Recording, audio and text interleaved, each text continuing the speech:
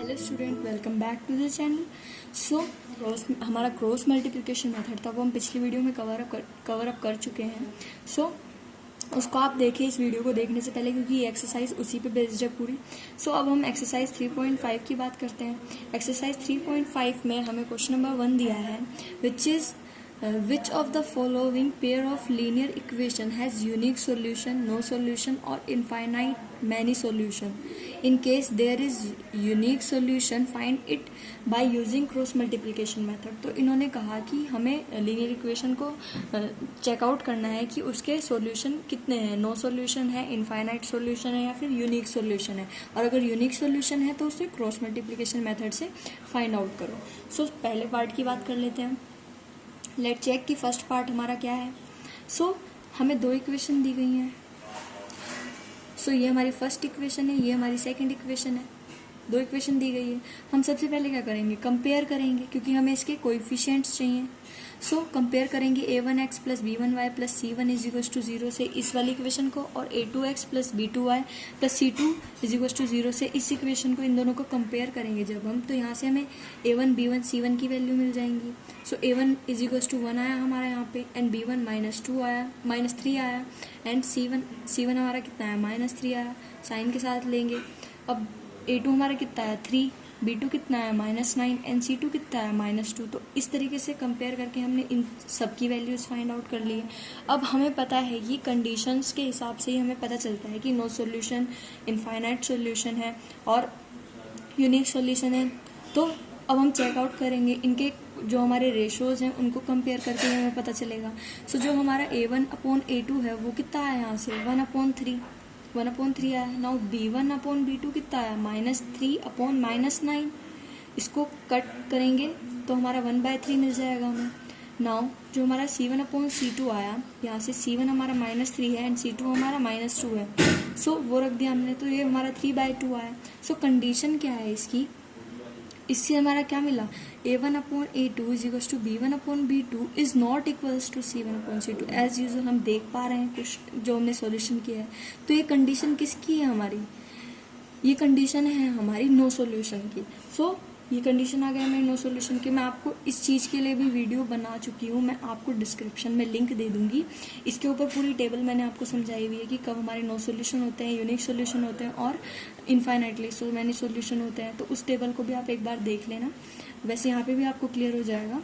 So therefore the pair of linear equation has no solution, ये चीज़ लिख देंगे हम। तो जब हमारा ये पहली दो रेशोज हमारे इक्वल होते हैं, तीसरा नॉट इक्वल होता है इनके, सो नो सॉल्यूशन होते हैं हमारे। ओके, सो तो हम यहाँ पे लिख देंगे, तो इसके नो सॉल्यूशन है। इसमें हमें कोई सॉल्यूशन नहीं फाइंड आउट करना, जब यूनिक होगा तभी हमें क्रॉस मल्टीप्लिकेशन मेथड से उसको फाइंड आउट करना है। अब हम सेकेंड पार्ट की बात करते हैं।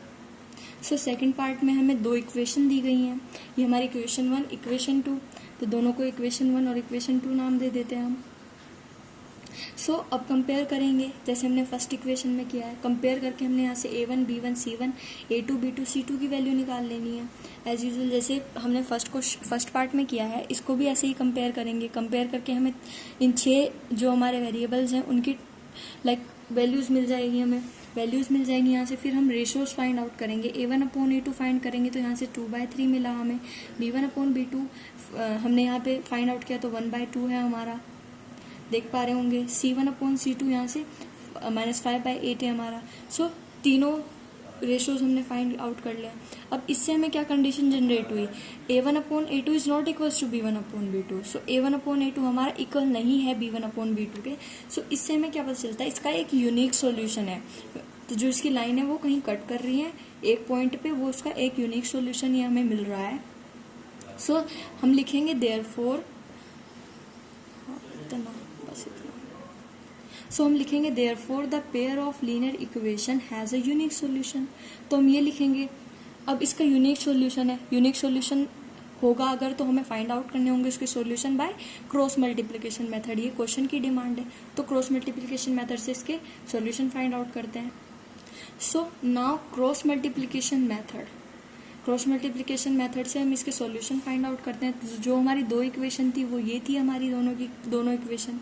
सो वही सबसे पहले हमने कंपेयर करके जो हमारे A1 B1 C1 और A2 B2 C2 निकाले थे वो हमने निकाल लिए हैं। वीडियो में मैंने बहुत अच्छे से समझाया है आपको, जो अलग से इस पर मैंने वीडियो बनाई है, आप ज़रूर देखें उसे, आपको बहुत अच्छे से समझ आएगा। तो सबसे पहले वही लिखेंगे हम, BCAB। इसका मतलब क्या है BCAB का मतलब, B के नीचे हमें इसकी वैल्यूज़ रखनी है एंड C के नीचे हमें C की वैल्यूज़ रखनी है, A के नीचे A की वैल्यूज़ रखनी है एंड B के नीचे फिर से B की वैल्यूज़ रखनी है। सो B हमारा B1 क्या है 1 है तो रख दिया, B2 क्या है 2 है तो दोनों वैल्यूज़ रख दी, C के नीचे भी ऐसे ही दोनों वैल्यूज़ रख दी -5 एंड -8, A के नीचे भी हमने 2 एंड 3 रख दिया है, A2 and A1 and A2 की वैल्यू, B के नीचे फिर से हम अगेन B1 एंड B2 की वैल्यू रखेंगे 1 एंड 2। सो अब हमने क्या करना है अगले स्टेप में, x upon is equals to y upon is equals to 1 upon ये लिख देना है। अब हमने क्या करना है, नीचे की तरफ से ऊपर की तरफ मल्टीप्लाई करनी है इनकी। जब हम मल्टीप्लाई करेंगे इसकी इससे तो ये हमें मिलेगा -10 और ये हमें मिलेगा -16, ये हमें मिलेगा 3। अब हमने क्या करना है अगले स्टेप में, हमने क्या करना है ऊपर से नीचे की तरफ मल्टीप्लाई करनी है इसकी।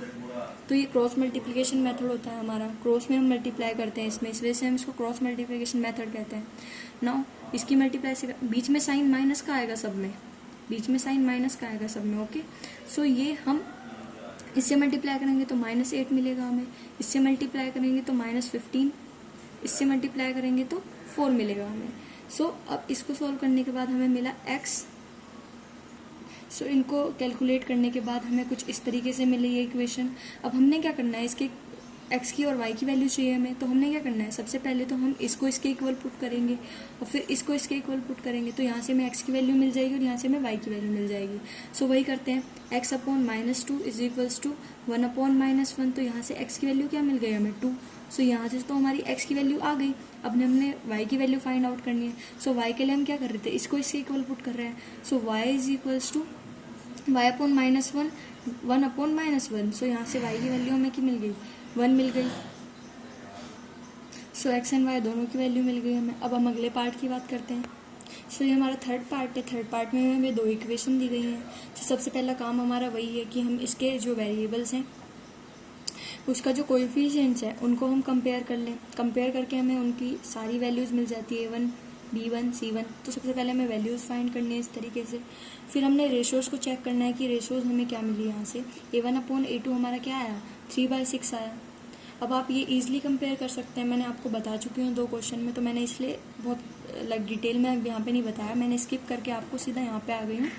सो यहाँ से हमें क्या मिला 1/2 मिला A1 अपॉन A2 और B1 अपॉन B2 क्या मिला -5/10 विच इज़ 1/2।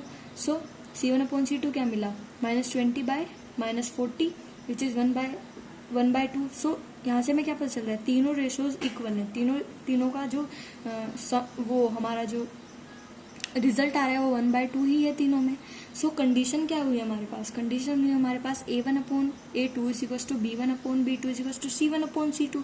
सो यहाँ से हमें क्या मिला, तीनों इक्वल मिले। तो ऐसी जो पेयर ऑफ इक्वेशन की जो कंडीशन आती है वो कब आती है, जब हमारे बहुत सारे सॉल्यूशन होते हैं, इनफाइनाइटली मैनी सॉल्यूशन। तो यहाँ पे भी हमें क्रॉस मल्टीप्लिकेशन से इसके सॉल्यूशन नहीं फाइंड आउट करने, जब यूनिक आएगा तभी करना है। तो अब हम अगले पार्ट की बात करते हैं। अब हम फोर्थ पार्ट की बात करते हैं कि फोर्थ पार्ट में भी हमें 2 इक्वेशन दी गई है। सबसे पहले हम कंपेयर कर लेंगे। फर्स्ट स्टेप में कंपेयर करेंगे तो हमें A1 B1 C1 की वैल्यूज़ मिल जाएगी, A2 B2 C2 की वैल्यूज़ मिल जाएगी यहाँ से।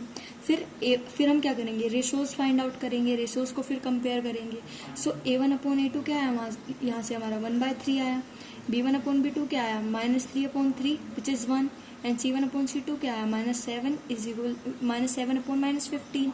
ओके, सो कंडीशन क्या हुई यहाँ पे, A1 upon A2 is not equals to B1 upon B2, A1 upon A2 is not equals to B1 upon B2, therefore linear pair of equation has unique solution. अब इसका unique solution आ गया तो इसके solution भी find out करना पड़ेगा हमें cross multiplication method से। तो चलिए करते हैं।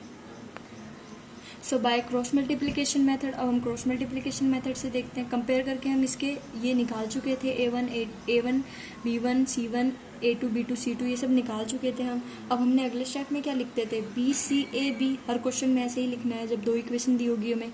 सो BCAB हमने लिख लिया है यहाँ पे।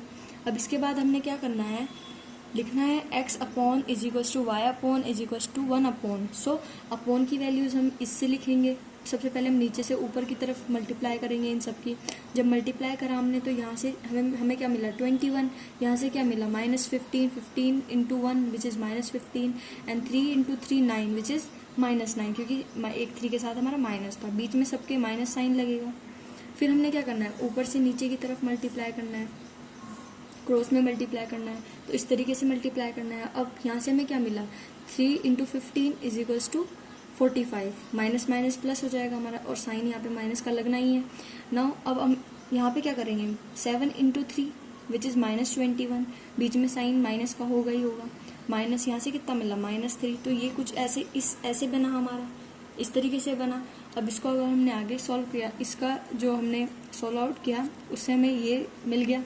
अब ये मिलने के बाद हमने x और y की वैल्यूज़ फाइंड आउट करनी है, तो उसके लिए हमें क्या करना पड़ेगा, सबसे पहले x वाली टर्म को इसके इक्वल रखना है, फिर y वाली टर्म को इसके इक्वल रखना है। वहाँ से हमें x की वैल्यू मिल जाएगी, यहाँ से y की वैल्यू मिल जाएगी। सो हमने यही किया, हमने x बाय 24 को इक्वल रखा 1 बाय -6 के, तो यहाँ से हमने x की वैल्यू फाइंड आउट कर ली विच इज़ 4, एंड ऐसे ही हमने y वाली टर्म को इसके इक्वल रखा, तो y/6 इज इक्वल्स टू 1/-6। जब इसके इक्वल रखा तो यहाँ से हमें y की वैल्यू क्या मिली -1, तो x की वैल्यू भी आ गई, y की वैल्यू भी आ गई। बहुत इजी है, इसी तरीके से करना है आपको।